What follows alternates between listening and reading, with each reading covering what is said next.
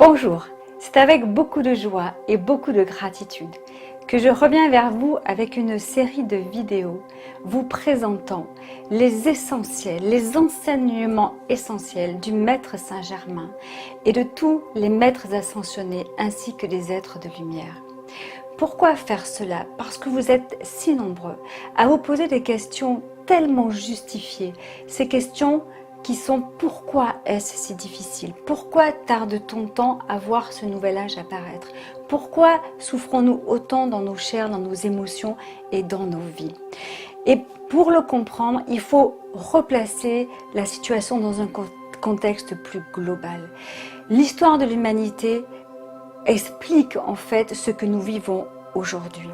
Mal enseignée, pas souvent comprise, il est essentiel de revenir sur ce qui a mené l'humanité à vivre ce que nous vivons aujourd'hui, qui est un passage colossal, profond, immense pour chacun d'entre nous et pour tous.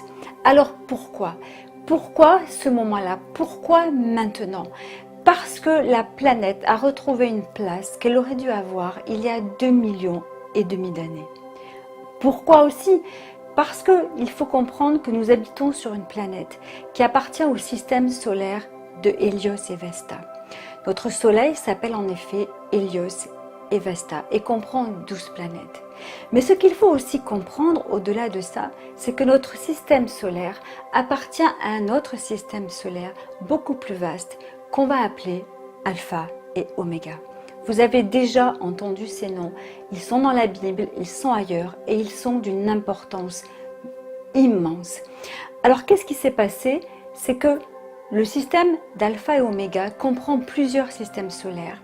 Et dans ces systèmes solaires, il existe des courants de vie, ce que j'appelle des courants de vie, mais ce n'est pas moi qui les appelle ainsi, ce sont vous, moi, toute empreinte divine qui va évoluer, qui va naître de la source de notre Père Mère Divin et qui va évoluer dans l'univers, faire des expériences, apprendre, évoluer, grandir, se transformer.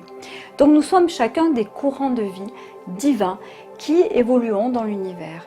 Et à un moment donné de l'histoire de ce courant de vie, il est important que ce courant de vie évolue et puisse aussi intégrer la capacité de créer et de co-créer son propre univers, parce qu'on est tous des co-créateurs.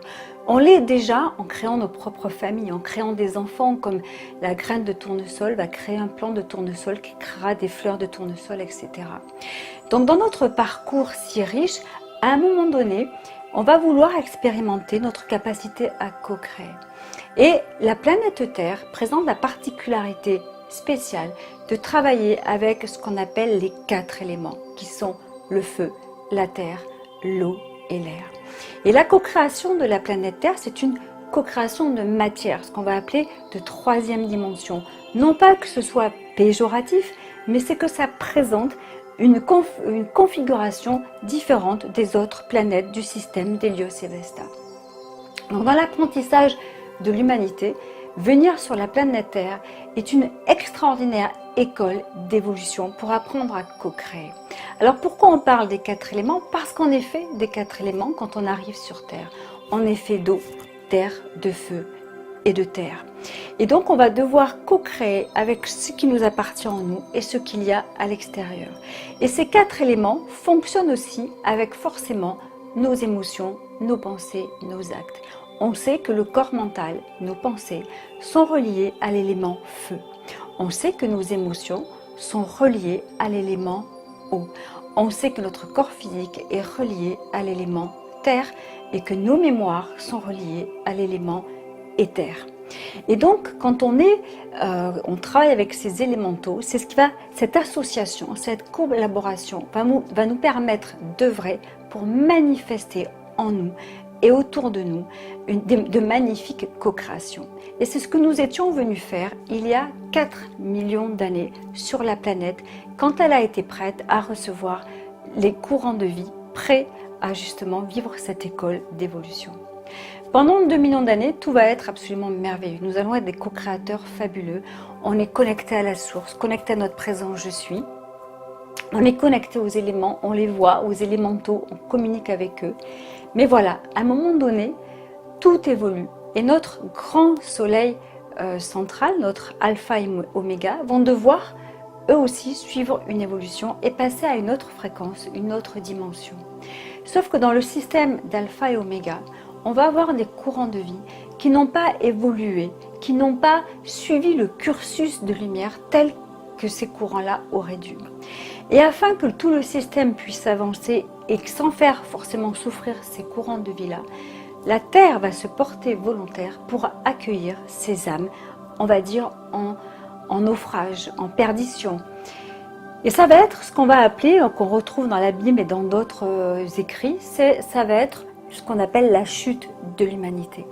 Donc l'humanité espérait accueillir ces êtres-là pour les aider à grandir et à retrouver leur trajectoire luminique. Sauf que ce qui s'est passé, c'est un peu le symbole de la pomme pourrie dans le panier. Quand nous avons accueilli ces âmes dont les pensées et les émotions étaient relativement denses, elles ont contaminé l'humanité et les personnes qui les ont accueillies. Et au lieu de les aider à grandir et à guérir, elles nous ont absolument souillés. Et elles ont commencé à distiller des pensées erronées, des connaissances fausses, à avoir des émotions en distorsion, avoir des émotions de peur qu'on ne connaissait pas avant. Et ceci remonte à 2,5 millions d'années. Et pendant toute cette période de 2,5 millions d'années, on a commencé à chuter, à vraiment nous égarer et à connaître ce que l'on connaît aujourd'hui, à savoir la mort, la misère, la maladie, la souffrance, la douleur, l'agonie, les guerres, la corruption, la violence, bref, l'horreur. De ce fait, quand Alpha Oméga doit à nouveau passer à un autre degré d'évolution, donc à nouveau passer dans d'autres octaves vibratoires, la Terre n'est toujours pas prête à suivre cette évolution. Et ce passage-là, c'est ce qu'on appelle la bascule des âges de 2012. Et donc, pour que ça puisse se faire, toutes les hiérarchies célestes, toutes les galaxies se sont centrées sur la planète Terre pour l'aider à guérir, transmuter, se transfigurer, recalibrer ce qui devait être recalibré pour qu'on puisse reprendre la place qu'on aurait dû avoir il y a 2,5 millions d'années. Et c'est pour ça que depuis 2012 et avant 2012, nous vivons tous individuellement et collectivement des souffrances, des remises en question, des douleurs, des séparations, des expériences vraiment difficiles, des adversités qui sont parfois insurmontables. Et donc, c'est vraiment ce que l'on vit aujourd'hui, c'est qu'en fait on est dans une grande phase de guérison. Cela est difficile parce que rien ne peut être laissé en l'état comme cela a été. Donc chacun d'entre nous est sollicité dans ses relations, dans sa façon d'aimer, dans sa façon de penser, afin qu'on reconnecte avec nos dimensions divines, afin qu'on reconnecte avec les vertus justement de notre système solaire, afin qu'on retrouve notre magnificence et l'être absolument merveilleux que nous sommes. C'est pour ça que nous sommes tant bousculés, c'est pour ça qu'on se décourage, parce qu'on a l'impression de ne pas en voir la fin. Sauf que nous sommes arrivés pratiquement au bout de cette grande difficulté, ce que Saint Jean appelle l'Apocalypse dans la Bible, ce grand temps d'épuration, pour qu'enfin nous puissions reconnecter à notre vérité divine, à notre mission divine.